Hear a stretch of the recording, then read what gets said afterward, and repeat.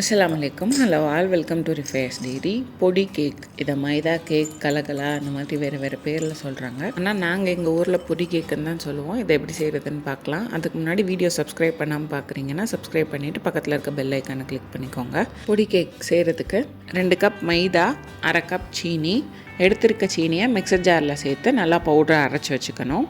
1/4 cup நெய், 1/4 cup கூடவே 3 table spoon சேர்த்து தண்ணி, 1/4 டீஸ்பூன் ஏலக்காய் தூள், 1/4 டீஸ்பூன் பேக்கிங் சோடா, ஒரு பிஞ்ச் உப்பு. இதெல்லாம் தான் கலக்கலா செய்கிறதுக்கு தேவையான பொருட்கள். இப்போது இதை வச்சு டோ எப்படி ரெடி பண்ணுறதுன்னு பார்க்கலாம். ஒரு மிக்சிங் பவுலில் எடுத்திருக்க 1/4 கப் நெய்யை உருக்கி சேர்த்துக்கணும். அது கூடவே பவுடர் பண்ணி வச்சுருக்க சீனியையும் சேர்த்துக்கணும். ரெண்டையும் நல்லா மிக்ஸ் பண்ணி எடுத்துக்கணும்.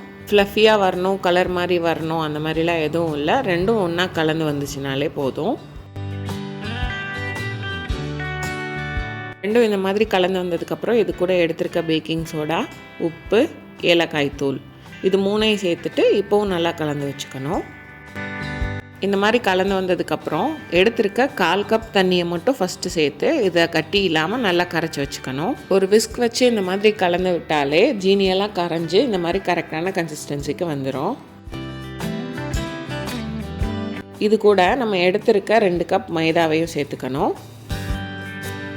மைதா சேர்த்துட்டு கை வச்சு ரொம்ப அழுத்தம் கொடுக்காமல் லைட்டாக பிசைஞ்சு விடணும். இப்போது சப்பாத்தி மாவு பதத்துக்கு இந்த மாவு திரண்டு வராது. ஃபஸ்ட்டு அந்த லிக்விடோடு அந்த மாவு நல்லா மிக்ஸ் ஆகி வர மாதிரி பிணைஞ்சிக்கணும். இந்தளவு நல்லா கலந்து வந்ததுக்கப்புறம் மீதம் இருக்க 3 டேபிள் ஸ்பூன் தண்ணியில் கொஞ்சம் கொஞ்சமாக சேர்த்து இந்த மாதிரி பிணைஞ்சு எடுத்துக்கணும்.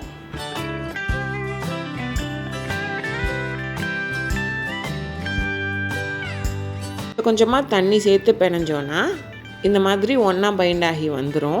இந்த மாவை ரொம்ப அழுத்தம் கொடுத்து ரொம்ப சாஃப்டாக பிணையணும்ல இல்லை, எல்லாம் ஒன்றா கலந்து இந்த மாதிரி வந்ததுனாலே போதும்.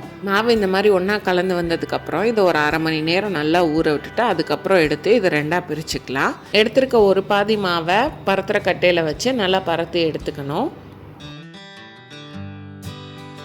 நம்ம மாவு பிசையும் போது ரொம்ப சாஃப்டாக பிணைஞ்சிடக்கூடாது. அப்புறம் நம்ம பொரிச்சு எடுக்கும் போது கரெக்டாக வராது. கொஞ்சம் டைட்டாக இருக்க மாதிரி பிணைஞ்சிக்கோங்க. ஒரு சைடு பரத்திட்டு இந்த மாதிரி திருப்பி போட்டு இன்னொரு சைடு பரத்தணும். இந்த மாதிரியே பரத்தி கொஞ்சம் தடிமனாக இருக்க மாதிரி எடுத்துக்கணும்.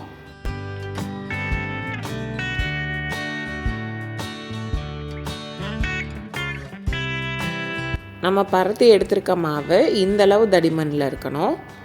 அப்போ தான் கேக் கொஞ்சம் உப்பி வர்றதுக்கு கரெக்டாக இருக்கும்.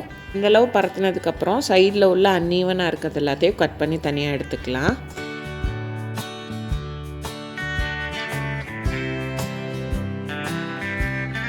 இப்போ மீதம் இருக்க மாவில் சின்ன சின்ன ஸ்கொயர் வர மாதிரி நான் காமிச்சிருக்க மாதிரி கட் பண்ணி எடுத்துக்கோங்க. கரெக்டான ஷேப்பில் கட் பண்ணுறதுக்கு ரொம்ப கஷ்டப்படணும்லாம் இல்லை. கத்தி வச்சு நான் காட்டியிருக்க மாதிரி கோடு போட்டாலே போதும்.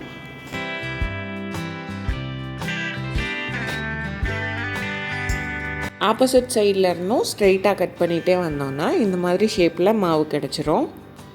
நான் இதே மாதிரியே எல்லாத்தையும் கட் பண்ணி எடுத்துக்கிட்டேன்.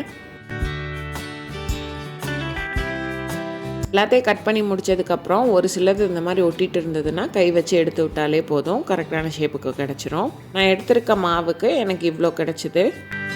இப்போ அந்த கேக்கை பொரிச்சு எடுக்கிறதுக்கு ஒரு பாத்திரத்தில் பொரிக்கிறதுக்கு தேவையான அளவு எண்ணெய் சேர்த்துட்டு நம்ம எடுத்திருக்க மாவு எல்லாத்தையும் கொஞ்சம் கொஞ்சமாக சேர்த்துக்கலாம். நம்ம எண்ணெயில் சேர்க்கும் போது கொஞ்சம் பார்த்து சேர்க்கணும், இல்லைனா கையிலெல்லாம் நல்லா தெரிச்சிரும். அப்படி இல்லைனா ஒரு கரண்டியில் வச்சு சேர்த்துக்கோங்க.